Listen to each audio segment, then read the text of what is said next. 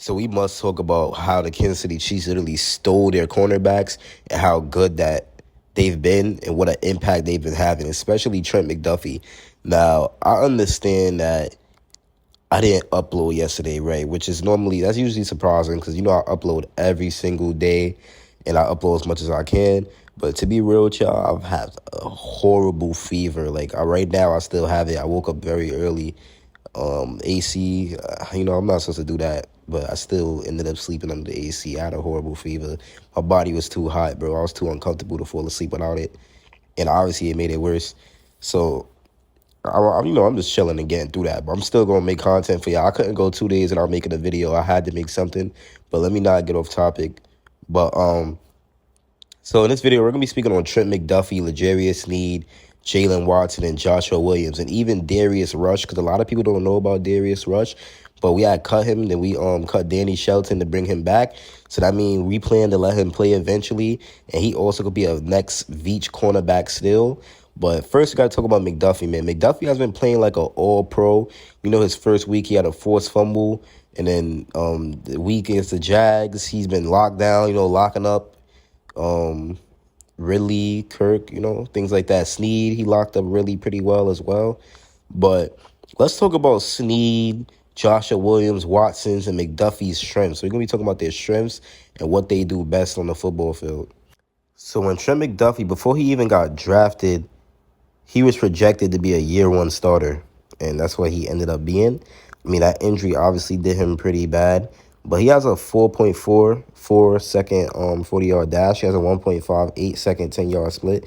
So those are pretty good numbers right there. McDuffie, when he was in Washington, he did very good. He was a top 10 cornerback prospect heading into Washington. He was a second-team All-Pac-12 pick as a sophomore. He did very good in Washington. And his NFL comparison is Jair Alexander, which I always tell you that's my favorite cornerback. So I do believe he is similar to Jair Alexander. Both small players, but they play big and they're very sticky in coverage and also tackle very hard. They tackle very physical. Jair and McDuffie both tackle very physical, both very sticky in coverage, and they're pretty fast. So McDuffie's average size is obviously overshadowed by his skill and how tough he is on the field. He could test throws from a variety of coverages. He's an elite competitor with a route-hugging mentality, and he has great body control, foot agility, aggression, and burst. And he's a very great press man defender with the tools to excel in zone. So McDuffie doesn't really have too much weaknesses. He's willing to fly downhill and hit anybody near the football. So he's a very hard hitter, like I said. He makes a lot of plays on the ball. He's definitely very aggressive on the ball. And I do think that he has lockdown talent and some competitive energy, which is obviously contagious. And he could also play outside or in the slot. So he could become one of the league's top corners at some point. He really could. And I do believe that he's proven that this year. He's a fearless, aggressive competitor. Tight press man, like I said.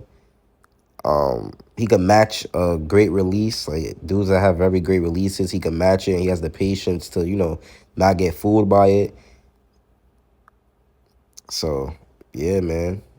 He's a very good player. Very good player. His body control, foot quickness is very elite. And I do think that McDuffie could be an elite cornerback.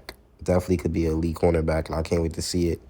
And then when we talk about L'Jarius Sneed, we already know how L'Jarius Sneed is. He's not, McDuffie and him is kind of different because Sneed is more of like a safety, like he's a corner, but he has a lot of safety traits. And, Sneed runs a 4.37, so he's very fast. Very fast. 1.51 10-yard split, 41-inch vertical. Speed is that's a speed. Sneed is very athletic, sorry. Very, very athletic. And he was around for our projection, but I'm pretty sure he was a fourth rounder. But Sneed, man, he has great size, great length, and he could play safety or corner, in my opinion. He'll be a crazy safety as well. Very physical, very hard hitter. He is a very hard hitter. And he's a ball hawk, in my opinion. He's a ball hawk. He has great footwork, too. He stays tight on routes. He actually has sticky coverage as well. His burst is crazy. and he's really improved. Since he was very solid year one as well, but now like last year he had a breakout season. We like, everybody that knows football or at least knows Chiefs know that L'Jarius Sneed had a breakout season last year, and now L'Jarius Sneed is actually a very great cornerback in my opinion. So now we're going to be talking about Jalen Watson and Joshua Williams. Now Jalen Watson is another player, right? Washington State, he's a ball hawk. Jalen Watson is clearly a ball hawk. He's projected to be a practice squad, but no, he's talented. Seventh rounder. Had a lot of great picks last year. Had a one-handed interception against the Jags. Had a pick six for 99 yards against the Chargers. So he is great. Good size, strength, length. And like I said, he's a ball hawk. He also has great coverage, in my opinion. All the Chiefs cornerbacks have sticky coverage. Joshua Williams, he had a few moments last year, but now he looked better in these few games. And all these corners are shutting now. We really have one of the best secondaries in the league. And I can't wait to see what Darius Rush does. And let's talk about Darius Rush for a little bit. Then we're going to talk about Joshua Williams, and then we'll be ready to wrap this video up.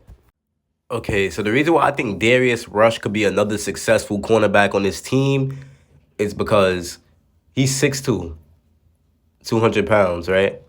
6'2", 200 pounds. So he's a tall and long corner, but he does very good in zone coverage. He doesn't give up that much big plays.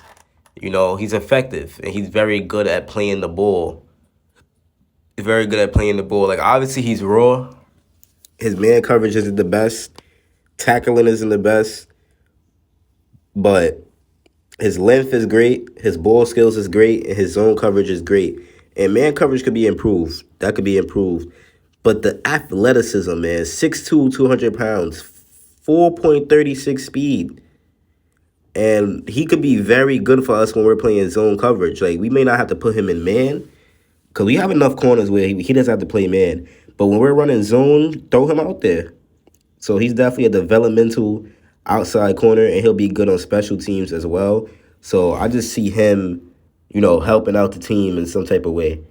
And then when we get into Joshua Williams, we know what Joshua Williams brings to the table. He's another big cornerback, 6'3", 195 pounds. He's solid, very solid player. Very, very solid player. He's similar to Greedy Williams. His size is great. Like I said, he's lengthy. Top end speed is there. He has a lot of body control. His back pedal is low. It's smooth. He has fast, agile feet in short spaces. Yeah, he could catch picks, stuff like that. And he's a great tackler. So Joshua Williams isn't bad. He's developing pretty well. And these cornerbacks are all just doing a good job in general, man. To be honest, they're all doing a great job. So, yeah, man, that's how I feel about the cornerbacks. They're doing very good. I tried to give you a little breakdown on all of them, just in case you didn't really know. And I believe that they're going to have a very big year. I want to see some more interceptions. But playing Justin Fields next week, this Sunday, and then you play Zach Wilson the week after that, should be some interceptions. I'm going to try to go to that Jets game. I'll ask my dad if he wants to take me. And, yeah, it's been your boy Chiefs Priority. And I'm out, man. Peace.